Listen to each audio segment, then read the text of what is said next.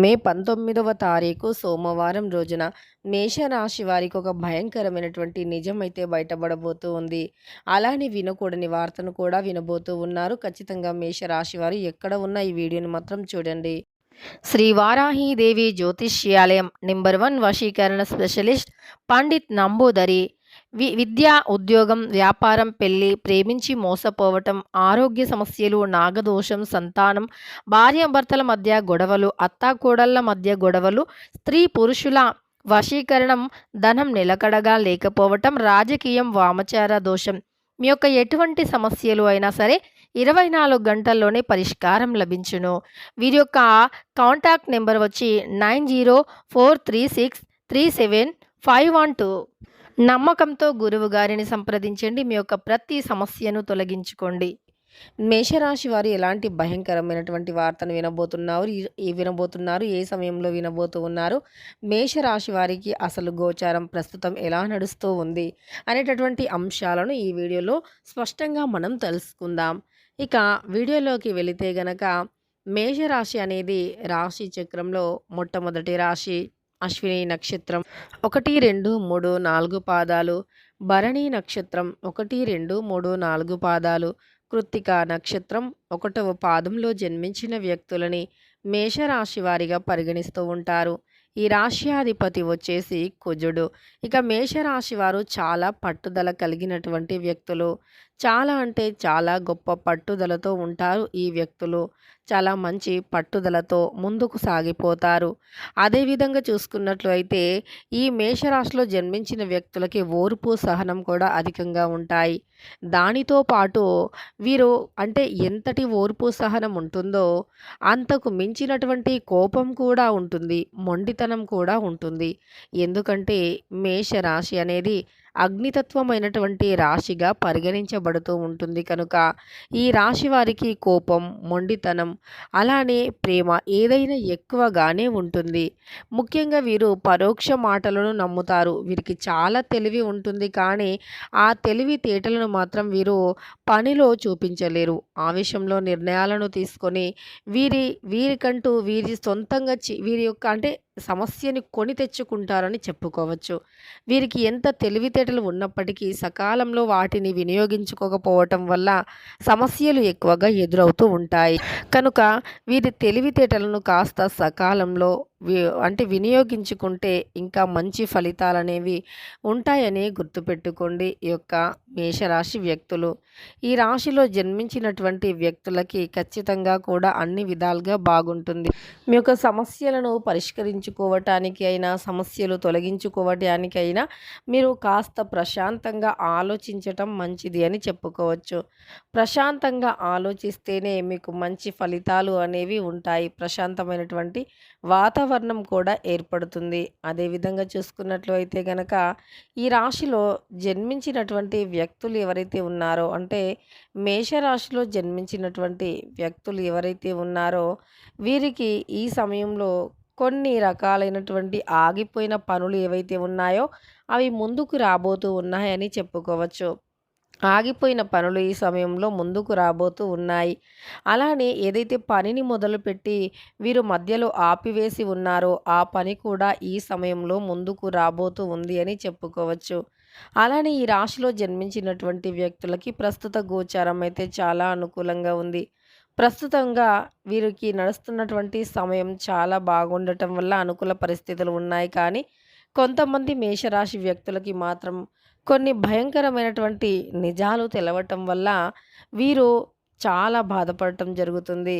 అదేవిధంగా కొన్ని విషయాలలో వీరు దారుణంగా మోసపోతూ ఉంటారు కూడా. అయితే వీరికే తెలియకుండా వీరి చుట్టూ చాలామంది రహస్య శత్రువులు ఉంటారు. మీరు చేయవలసిన మొట్టమొదటి పని ఏమిటి అంటే మీ చుట్టూ ఉండేటటువంటి వ్యక్తులలో ఎవరు మీ మంచిని కోరుతూ ఉన్నారు, ఎవరు మీపై కక్షను కడుతూ ఉన్నారు, ఎవరు మీ మంచి కోరే వ్యక్తులు, ఎవరు మీ చెడు కోరే వ్యక్తులు అనేటటువంటి దానిపైన పూర్తి అవగాహనను మీరు పొంది ఉంటే గనక మీకు సమస్యలు అనేవి ఉండవు అని చెప్పుకోవచ్చు. పూర్తి అవగాహన అనేది మీకు ఉంటే ఇక మీకు జీవితంలో కష్టాలు కూడా ఉండవు, దరిద్రాలు కూడా ఉండవు, దరిద్ర బాధలు కూడా తొలగిపోతాయని చెప్పుకోవచ్చు. ఘోరమైనటువంటి సమస్యలు సైతం తొలగిపోతాయి. ఆర్థికంగా ఉండే సమస్యలు అయినా తొలగిపోతాయని చెప్పుకోవచ్చు. ఆర్థికంగా ఉన్నటువంటి అనేక రకాల సమస్యలు కూడా తొలగిపోయి మీకు సంపద లభిస్తుంది. ఇష్టదైవారాధన మేలు చేస్తుంది. అయితే మీకున్నటువంటి సమస్యలు తొలగిపోవాలి అంటే నవగ్రహ పూజ చాలా మేలు చేస్తుంది. పరమేశ్వరుని ఆరాధన ఇంకా మేలు చేస్తుంది. అయితే మరి మిమ్మల్ని ఎవరు దారుణంగా మోసం చేయబోతున్నారంటే మీ చుట్టూ ఉండేటటువంటి వ్యక్తులే. మీ యొక్క చుట్టూనే ఉంటారు.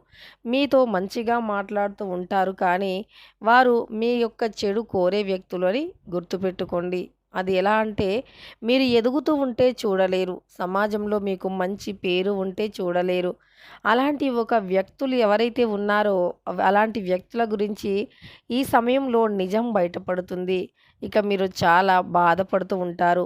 ఎంతో నమ్మినటువంటి వ్యక్తులు ఇలా నమ్మక ద్రోహం చేశారా అని ఇక మీ యొక్క బాధకి అంతులు లేకుండా పోతాయి. అవధులు లేకుండా పోతాయి. అయితే మీరు పడుతున్నటువంటి బాధ కన్నా కూడా ఇకపై ఎలా జాగ్రత్తగా ఉండాలో అనేటటువంటి దానిపైన పూర్తి అవగాహనే మంచిది అని కూడా చెప్పుకోవచ్చు. మీరు పూర్తి అవగాహనతో ఉండండి. అప్పుడే మీకున్నటువంటి సమస్యలన్నీ కూడా తొలగిపోతాయి. అదేవిధంగా మీ జీవితంలో మీరు పడుతున్నటువంటి బాధలు, సమస్యలు, కష్టాలు కూడా తొలగిపోతాయని చెప్పుకోవచ్చు. ఇక మీ యొక్క జీవితంలో నుండి అనేక రకాల సమస్యలు కూడా తొలగిపోవాలి అంటే మీకు పరమేశ్వరుని ఆరాధన మేలు చేస్తుంది. అయితే మీరు ఈ సమయంలో అయితే కార్యసాధనకు మరింత శ్రమించవలసి ఉంటుంది. ఓర్పుతో పని చేయండి. అనుకూలమైనటువంటి పరిస్థితులు ఉంటాయి. అనుమానాలకు ఎక్కడా కూడా తావివ్వవద్దు.